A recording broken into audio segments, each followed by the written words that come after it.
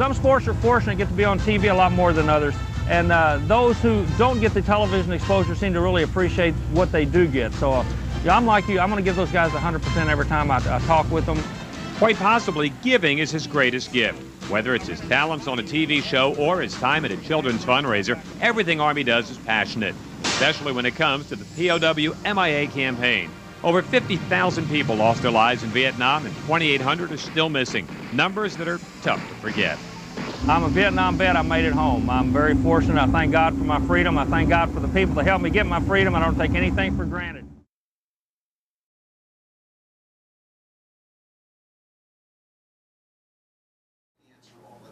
You're exactly right, because we see them as salespeople. They're trying to sell their policies, and we really don't know what's in the fine print. Thank you so much, Bob, for educating us a little on that.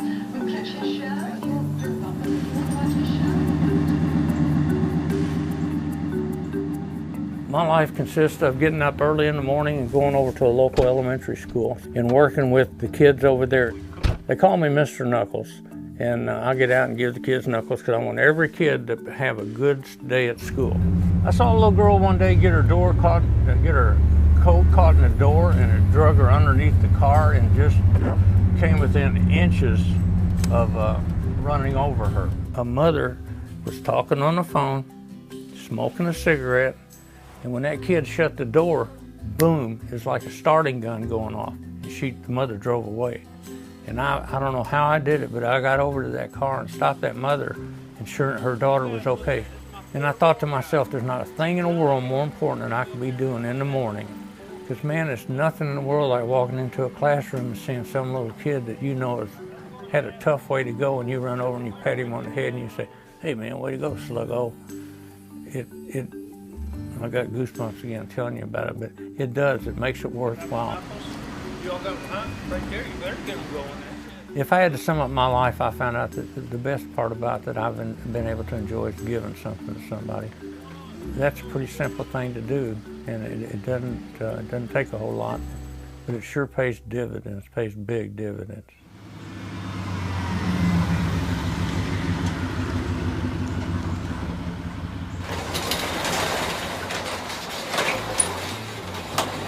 All-American family. Had a father, mother, an older sister, and I lost my dad when I was 8 years old in a plane crash.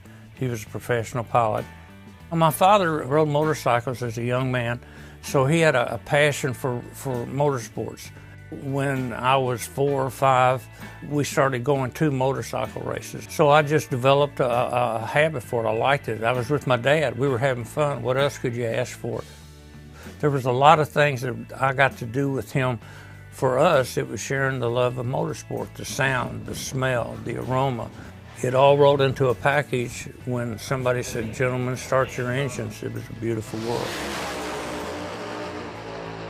Back in the 60s, it was Jan and Dean, it was the Beach Boys, it was rock and roll music. So times were good throughout the country. 65, the Vietnam War bust wide open, man. And people are going, I don't want to go to war. War protest, no good. Go to Canada. We don't belong in the Vietnam War.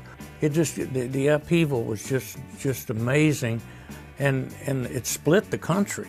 It really did. You could actually tell a person's political affiliation by the length of their hair.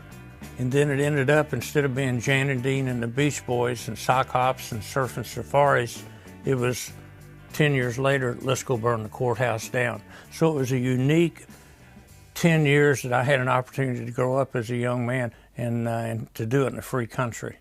Today required me to order the military forces of the United States to take action. At the time, the question was, are you going to go to the Army or are you going to go to college? Simple as that. I was standing like right over here when I got my number. It was number 189. It was the big draw, the big draft. Everybody around the country was listening to their radios and they're watching their TVs, and number 189 pops up here, Army Armstrong. When I got drafted, that was it. That was my job. That's what I was supposed to do. I'm an American, and that's what you're supposed to do.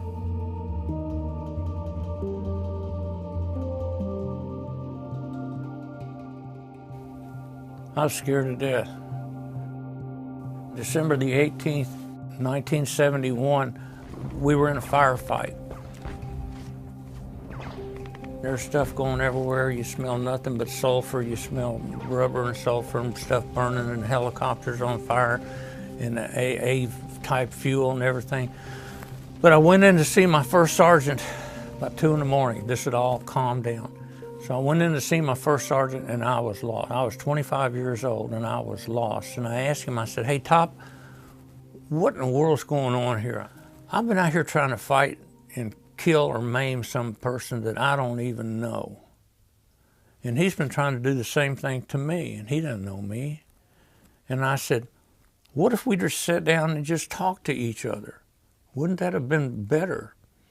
And my first sergeant, he said, "Mr. Armstrong, the Indians had this thing all figured out. Well, now, right now, I'm completely lost. I'm in Vietnam talking to a man about firefights, getting shot at, and he's talking about, let's talk about the Indians. So I'm going to wait him out. I'm going to listen on this thing." I said, "Okay, Top, what's the deal?" And he said, "The Indians had this thing figured out. It was called tribes. And every Indian group had a tribe. And each tribe did something different uniquely." He said, "You have the ability, Mr. Armstrong, to walk amongst the tribes." And it got me thinking, and right there, that's an instant in my life that, boom, something went into this thick skull. Walk amongst the tribes.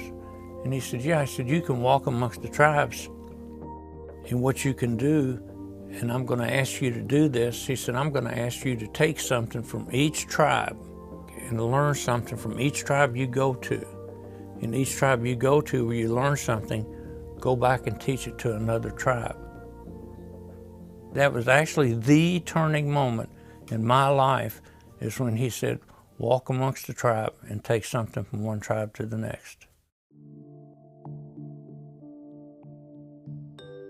Your mind gets messed up when you come back from a place like that. I don't care who you are or what they say, your mind gets messed up.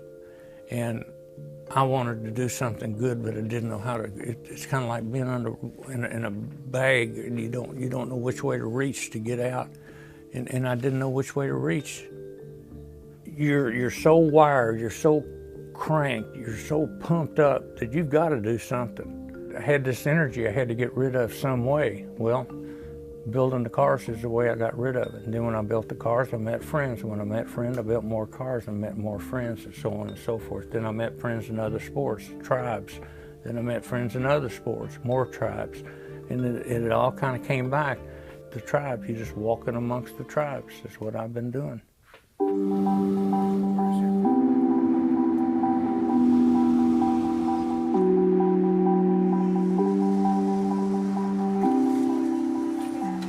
After Sutton, I usually hit the men's club and the Liars Club that I was just telling you about, and we sit in there and talk about all kind of things that are going on.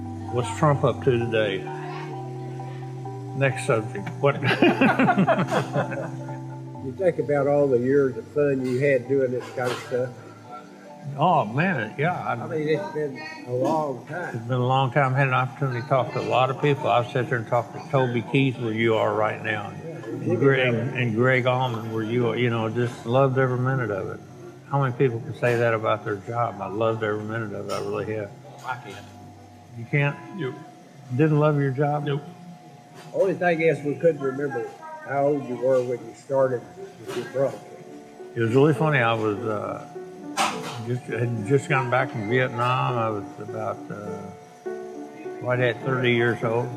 And the way I got my job was somebody did not show up, and the guy was looking around the room like, well, get Armstrong. And that's the way I got my job. And the next job I did was Houston Astrodome, and we went out and did that. And there was 80,000 people there. 80,000 people in this building now. There's more people in that building than there was in Owensboro, Kentucky that night. So 80,000 people were sitting there. And this gentleman had me walk out to the middle of the ring with him, and I was almost a little nervous to do that. I was a little nervous to walk out there. He says, Army, I'd like for you to meet Susanna Zabarin. And I said, how do you do? She was the Dallas Cowboy cheerleader. I said, how do you do? And she said, hello. Then Mr. Miles gave me a microphone and walked away. Me, a girl I never met before in my life, and a microphone with a hand that was shaking just like that. And the announcer on the 4th floor named Butch Krager out of Louisville, Kentucky, he said, "Ladies and gentlemen, if you'll direct your attention down to the floor, Army Armstrong will now interview the winner." And I like to fell through the floor, man. I'm not kidding you, because I'm looking around trying to find a hole down there. I'm panicking. And she gave me the best advice I've ever had in my life about announcing. She said, "What's the matter?" And I said, "I've never talked to this many people in my life." And she said, "Don't talk to everybody, just talk to me." And that's been the best thing that I've ever been taught about announcing, because no matter what I'm doing, whether it be sprint cars, motorcycles, monster trucks at the Astrodome or what, I just talk to you about what you're looking at. And I'm just sharing the story of what you're looking at, and I'm just explaining as to what you're looking at. So that's how I got my job. So I said, "Ladies and gentlemen," and that from there on out, I've been talking ever since.